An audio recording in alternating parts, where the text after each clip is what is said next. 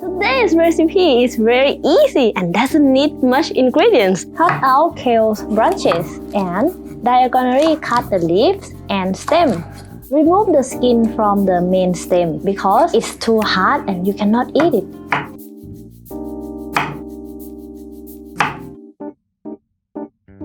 Crush the garlic. Peel off the skin. Seasoning your noodles, add black soy sauce. Mix it. Make sure all the noodles are fully covered. Add garlic in hot oil. Cook it until it turns brownish. Add chicken. Once chicken is cooked, add kale. Mix a bit. Then add noodles, add soy sauce, sugar, and oyster sauce. Stir a bit, then add eggs. Mix everything together well.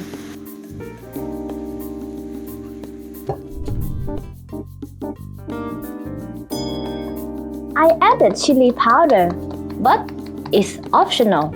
As I said in the beginning, this recipe is quick, easy, and delicious. You have to try it. The noodle is very soft, and the Chinese kale is give some crunchiness. And the marinade chicken is so good.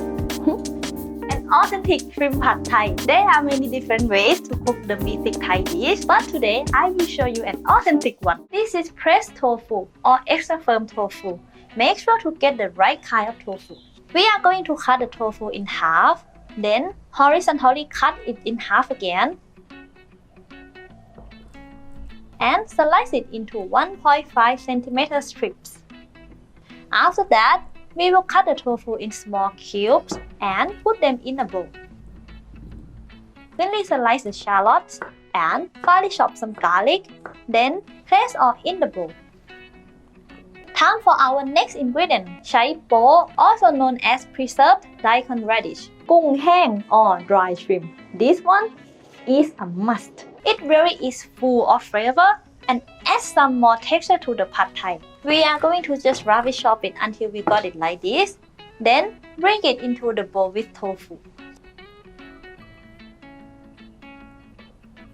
We will cut the garlic chives into 1.5 inch pieces. And for the stem, it's quite tough, but I personally like it, so I will use it too. I will just cut it in half and set it aside. We also need crushed peanuts, egg, and chili powder. Now for the noodles, I already soaked them in water for about 30 minutes, but I will leave it a bit longer until I finish preparing the last ingredient. Then I will drain them before cooking. Once we got nice and clean shrimp like this, let's bring them as well as all the other ingredients next to our cooking stove. Because to cook pad Thai, it's best to have everything at hand. When our wok is hot, add some cooking oil and keep it not too far because we will use it again soon. Now, add all the stuff from the bowl into the wok and give it a stir. Let it cook until the shallots and garlic turn to a nice golden yellow color. Next, the noodles go in the wok. I will give it a quick toss. Then add pad Thai sauce and give it a mix very well. Now, we will make an empty space in the middle of the noodles. Then I will add some oil and pour the egg in. Break the egg yolk and let it cook for 1 to 2 minutes. Then stir to mix it with the noodles. Once again, we make some space in the middle and add cooking oil, then place the shrimp to cook. I don't like to cook shrimp before because I need my pad Thai to be impregnated by the shrimp smell.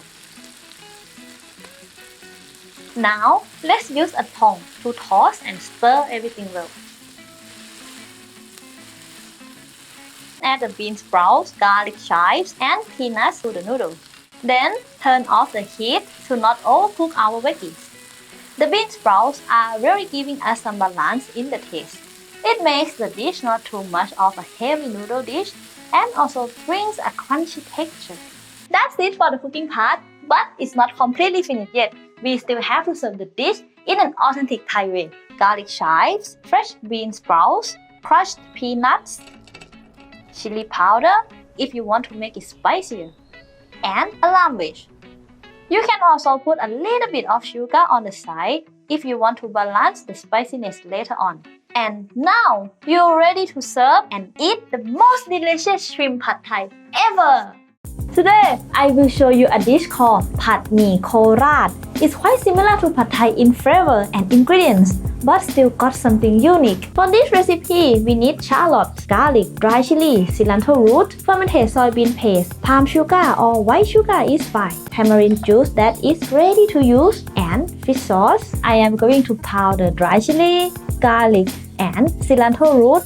If you don't have the root, the cilantro stem still is a good choice, but if you can't find any, just skip it, no problem.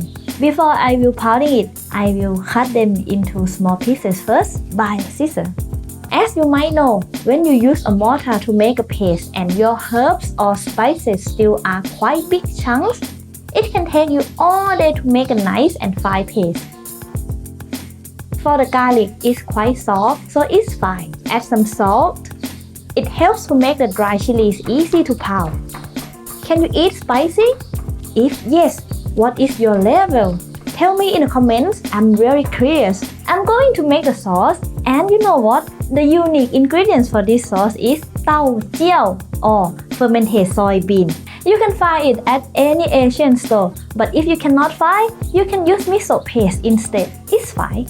I'm going to start with shallots. Very simple. Just cut it in half and thinly slice it. This will give a nice fragrance to the sauce. Roughly smash the soybeans, just a little bit. Now for the sauce, we are going to caramelize the palm sugar base of the sauce to become beautiful in color. To make the caramel, add some oil into a saucepan. Then bring the palm sugar in, or you can use white sugar instead if you prefer. We should wait until the sugar is all dissolved, until it starts to turn to a nice caramel color. Keep stirring and keep watching it to prevent the sauce from burning. Okay, this looks like a pretty cool color. So I'm going to add in the shallots and let it fry for a few minutes.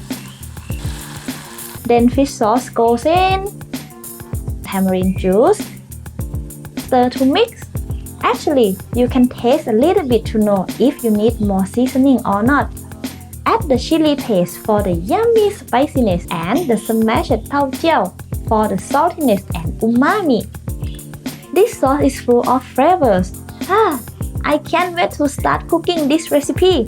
Let the sauce simmer and let those flavors develop a little for a few minutes.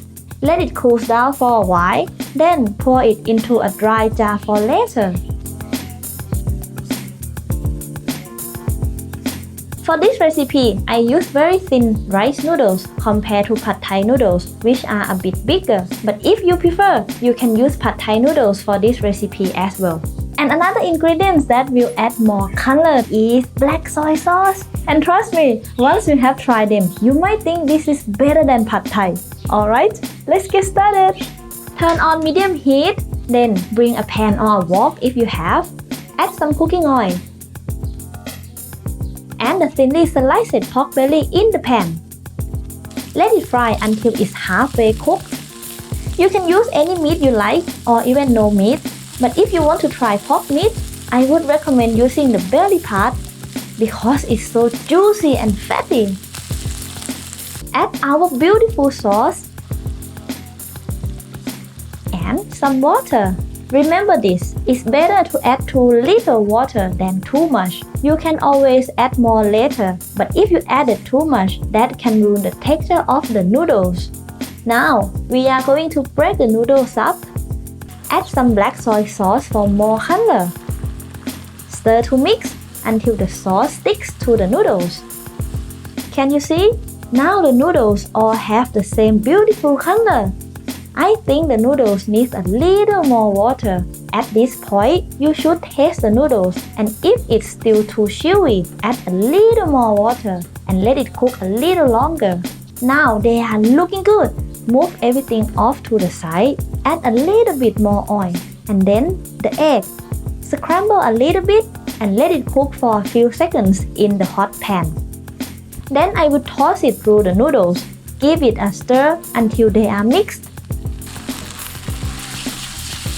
Now add those bean sprouts and chives in. No more spatula. I don't want to destroy the texture of the veggies, so I will use a thong to twist and toss everything together. Now, I will serve it on banana leaves like the real Thai style, topped with some extra crunchy bean sprouts, some chives, and a lamb wedge for more flavors and texture. The main difference lies in the sauce. In Pad Thai, there is no tau jiao, and in Pad Mee Korat, there is no tofu and no dry shrimp. If you want to compare the taste of Pad Mee Korat with Pad Thai, go check my Pad Thai recipe and you will know exactly what's the difference. You might think this Pad Mee Korat is better than Pad Thai. Thank you for watching and don't forget to chop that like button. See you next time. ขอบคุณค่ะ บ๊ายบาย